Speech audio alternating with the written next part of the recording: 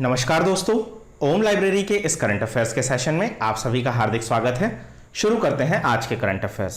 आज के current affairs शुरू करें इससे पहले मैं आप सभी को बताना चाहता हूं कि हमारे इस वीडियो की पीडीएफ आप हमारे टेलीग्राम चैनल से तथा इन प्रश्नों का विवरण आप हमारे फेसबुक पेज से डाउनलोड कर सकते हैं। आइए बढ़ते हैं सबसे पहले कल के प्रश्न की ओर। कल हमारे द्वारा प्रश्न पूछा गया था कि हाल ही में किस राज्य सरकार ने पहला ऑनलाइन कचरा विनिमय कार्यक्रम शुरू किया है? बिहार, पंजाब, आंध्र प्रदेश या उत्तर प्रदेश? इसका सही उत्तर है आंध्र प्रदेश। आप सभी ने सुबह सुबह अपने घरों में गाड़ी वाला आया घर से कचरा निकाल प्रोग्राम सुना होगा। बढ़ते हैं आज के पहले प्रश्न की ओर। हाल ही में जवाहरलाल नेहरू उच्चतर वैज्ञानिक अनुसंधान केंद्र ने किस उद्देश्य हेतु ब्रेथ एप्लाइड साइंसेस के साथ एक समझौते ज्ञापन पर हस्ताक्षर किए हैं? कार्बन डाइऑक्साइड से स्वच्छ ईंधन की प्राप्ति हेतु, सड़क निर्माण के लिए, वायु गुणवत्ता में सुधार के लिए या स्वास्थ्य गुणवत्ता में सुधार के लिए? इसका सही उत्तर है कार्बन डाइऑक्साइड से स्वच्छ ईंधन की प्राप्ति हेतु। आइए जानते हैं इस समझौते के विषय में।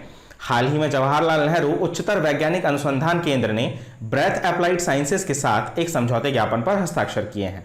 यह समझौता ज्ञापन कार्बन डाइऑक्साइड से मिथेनॉल जैसे स्वच्छ ईंधन एवं अन्य उपयोगी रसायनों का बड़े पैमाने पर उत्पादन करने के लिए किया गया है। साथ ही समझौते के तहत 300 किलोग्राम कार्बन डाइऑक्साइड को रोजाना उपयोगी रसायनों में परिवर्तित किया जाएगा। एक वर्ष के बाद इस मात्रा को बढ़ाकर 500 टन कर दिया जाएगा। आइए जानते हैं ब्रेथ एप्लाइड साइंसेस के बारे में। ब्रेथ एप्लाइड साइंसेस एक प्राइवेट लिमिटेड है। इसे मार्च 2016 में स्थापित किया गया था। इसका मुख्यालय बेंगलोर में है। बढ़ते हैं अगले प्रश्न की ओर। हाल ही में केंद्र सरकार ने अगरबत्ती निर्माताओं द्वारा आयात किए जाने वाले बांस पर सीमा शुल्क बढ़ाकर कितना रुपए कर दिया है? 20%, 30%, 25% या 15%? इसका सही उत्तर है 25%।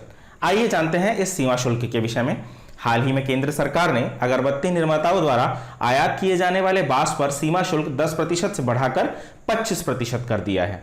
अब बांस के सभी तरह के आयातकों को 25% सीमा शुल्क देना होगा। यह निर्णय आत्मनिर्भर भारत योजना के तहत देश में उपजे बांस के उपयोग को बढ़ावा देने के उद्देश्य से किया गया है। एक समान दर से बांस आयात से संबंधित नियमों के दुरुपयोग पर रोक लगाई जा सकती है। साथ ही इससे किसानों और छोटे अगरबत्ती निर्माताओं को लाभ पहुंचेगा। आप सभी को पता होगा कि बांस एक वनोपज है, लेकिन फिर भी इसकी कटाई क्यों होती है? आइए जानते हैं इसके विषय में। भारतीय वन अधिनियम 1957 में संशोधन के बाद बांस को पेड़ की श्रेणी से हटा दिया गया था। अब वनों के बाहर भी बांस के पेड़ उगाने या काटने पर कोई प्रतिबंध नहीं है। बढ़ते हैं अगले प्रश्न की ओर। राष्ट्रपति रामनाथ कोविंद ने जम्मू कश्मीर और लद्दाख प्रदेश के संयुक्त हाईकोर्ट के जज के रूप में किसे नियुक्त किया है? जावेद इकबाल वानी, अख्तर अब्दुल वानी, सिद्धार्थ शंकर या बाबू ज्वाला प्रसाद? इसका सही उत्तर है जावेद इकबाल वानी। आइए जानते हैं इनके विषय में। राष्ट्रपति रामनाथ कोविंद ने वरिष्ठ कश्मीरी वकील जावेद इकबाल वानी को जम्मू कश्मीर का उच्च न्यायालय का नया न्यायाधीश नियुक्त किया है। इससे पहले वे 2019 में लगभग 11 महीनों तक जम्मू और कश्मीर उच्च न्यायालय के अतिरिक्त महाधिवक्ता या एडवोकेट जनरल के रूप में भी काम कर चुके हैं। आप सभी को संविधान में महाधिवक्ता के बारे में जरूर पढ़ना चाहिए। वानी की नियुक्ति की सिफारिश भारत के मुख्य न्यायाधीश एस.ए. बोबड़े की अध्यक्षता में 22 जनवरी को सुप्रीम कोर्ट कॉलेजियम ने की थी। उनकी नियुक्ति के साथ अब हाईकोर्ट में जजों की कुल संख्या 17 के मुकाबले बढ़कर 18 हो जाएगी। यह 2013 के बाद पहला मौका है जब किसी कश्मीरी को बार कोटे से उच्च न्यायालय के न्यायाधीश के रूप में पदोन्नत किया गया है। अंतिम बार ऐसी नियुक्ति साल 2013 में की गई थी, जब जस्टिस अली मोहम्मद मागरे को उच्च न्यायालय का न्यायाधीश नियुक्त किया गया था।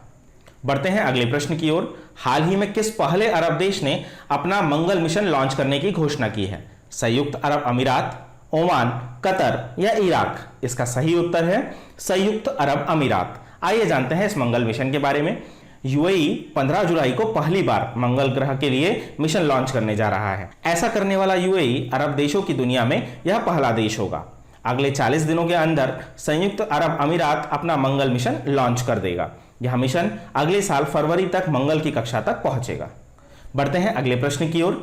हाल ही में किस राज्य सरकार द्वारा राजकौशल पोर्टल और ऑनलाइन श्रमिक रोजगार विनिमय की शुरुआत की गई है? गुजरात, झारखंड, तमिलनाडु या राजस्थान? इसका सही उत्तर है राजस्थान। आइए जानते हैं इसके विषय में। इस पोर्टल को सूचना और प्रौद्योगिकी विभाग आईटी और राजस्थान कौशल और आजीविका विकास निगम द्वारा विकसित किया गया है। राज कौशल पोर्टल का उद्देश्य प्रवासी श्रमिकों के लिए अवसरों की उपलब्धता में सुधार करके उद्योग और मजदूरों के बीच के फासले को कम करना है। इस पोर्टल का उद्देश्य उद्योगों द्वारा उन श्रमिकों के रोजगार की समस्या को दूर करना भी है जिन्हें रोजगार न मिलने के कारण कई समस्याओं से जूझना पड़ रहा है। बढ़ते हैं अगले प्रश्न की ओर। किस देश ने यूरोपीय संघ के साथ एक मुक्त व्यापार समझौते की पुष्टि की है? वियतनाम, फिलीपींस, भारत या डेनमार्क? इसका सही उत्तर है वियतनाम। आइए जानते हैं इस मुक्त व्यापार समझौते के विषय में। वियतनाम ने हाल ही में यूरोपीय संघ के साथ एक मुक्त व्यापार समझौते की पुष्टि की है। वियतनाम की नेशनल असेंबली में सांसदों ने EU Vietnam free trade agreement को मंजूरी दी है। इसे एक विकासशील देश के साथ यूरोपीय संघ की सबसे महत्वाकांक्षी सौदे के रूप में वर्णित किया गया है। इस सौदे के तहत यूरोपीय संघ वियतनामी वस्तुओं पर अपने टैरिफ का 85% उठाएगा तथा 7 वर्षों में अन्य टैरिफ में कटौती करेगा। वियतनाम यूरोपीय संघ के निर्यात पर अपने आयात शुल्क का 49% उठाएगा। बढ़ते हैं अगले प्रश्न की ओर। 2020 तक भारतीय रेलवे में सबसे सुरक्षित वर्ष कौन सा था जिसमें पहली बार शून्य मृत्यु दर रही? 2019-20, 2018-19, 2017-18 या 2015-16? इसका सही उत्तर है 2019-20। आइए जानते हैं भारतीय रेल के इस सुरक्षित वर्ष के बारे में। अप्रैल 2019 से लेकर मार्च 2020 के दौरान सबसे अच्छा सुरक्षा रिकॉर्ड बनाया गया। इस अवधि के दौरान किसी भी रेल दुर्घटना में किसी भी रेल यात्री की कोई जान नहीं गई। यह उपलब्धि 1853 के बाद पहली बार हासिल की गई है जब देश में भारतीय रेलवे प्रणाली शुरू की गई थी। 2019-20 में लगभग 1274 मानव युक्त रेलवे क्रॉसिंग को समाप्त कर दिया गया, जो अब तक का उच्चतम आंकड़ा है। आइए बढ़ते हैं अगले प्रश्न की ओर। केंद्रीय सड़क परिवहन और राजमार्ग मंत्री नितिन गडकरी ने राजमार्गों पर मानव और पशु मृत्यु को रोकथाम की शुरुआत की है। यह अभियान किस विश्व संस्था की पहल है? World Bank, International Labour Organisation, United Nations Industrial Development Organisation या United Nations Development Programme UNDP? इसका सही उत्तर है UNDP, मतलब यूनाइटेड नेशंस डेवलपमेंट प्रोग्राम। आइए बढ़ते हैं अगले प्रश्न की ओर। सार्वजनिक क्षेत्र के उस बैंक का नाम बताइए जिसने हाल ही में वित्तीय समावेशन और माइक्रो मार्केट के लिए एक अलग से वर्टिकल बनाया है? Indian overseas bank, Allahabad bank, axis bank या भारतीय स्टेट बैंक? इसका सही उत्तर है भारतीय स्टेट बैंक। आइए जानते हैं इस वर्टिकल के विषय में। भारतीय स्टेट बैंक ने एक अलग वित्तीय समावेशन और माइक्रो मार्केट बनाया है। कृषि और समृद्ध गतिविधियों और सूक्ष्म, लघु और मध्यम उद्योगों में लगे लोगों को वित्तीय सेवाएं प्रदान करने के लिए एक विशेष ध्यान देने के लिए बैंक के भीतर ऊर्ध्वाधर मतलब वर्टिकल नई विंग का नेतृत्व राष्ट्रीय स्तर पर बैंक के उप प्रबंध निर्देशक DMD संजीव नौटियाल करेंगे। बढ़ते हैं अगले प्रश्न की ओर। किस राज्य या केंद्र शासित प्रदेश सरकार ने प्रदेश के बजट के लिए दिनकर योजना प्रस्तावित की है? महाराष्ट्र, गुजरात, पंजाब या पश्चिम बंगाल? इसका सही उत्तर है गुजरात। आइए जानते हैं इस योजना के विषय में। गुजरात के उप मुख्यमंत्री और वित्त मंत्री नितिन पटेल ने वित्त वर्ष 2020-21 के लिए 2,17,287 करोड़ रुपए का बजट पेश किया है, जो 2019-20 के पिछले बजट की तुलना में 12,472 करोड़ रुपए अधिक है। दिनकर योजना ने अगले 3 वर्षों के लिए सिंचाई के लिए दिन के समय बिजली की आपूर्ति प्रदान करने की घोषणा की गई है।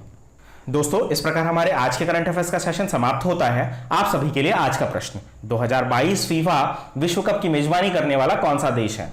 कतर, UAE, कुवैत या ईरान? कृपया अपने उत्तर आप सभी कमेंट बॉक्स में दें। आई होप कि आप सभी को हमारा आज का प्रोग्राम पसंद आया होगा। यदि आप सभी को हमारा यह प्रोग्राम पसंद आया है तो हमारे इस चैनल को लाइक करें, सब्सक्राइब करें और अपने दोस्तों के साथ शेयर करें।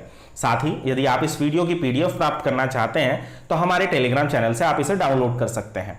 साथ ही इन प्रश्नों का विवरण हमारे फेसबुक पेज पर भी अवेलेबल है। धन्यवाद।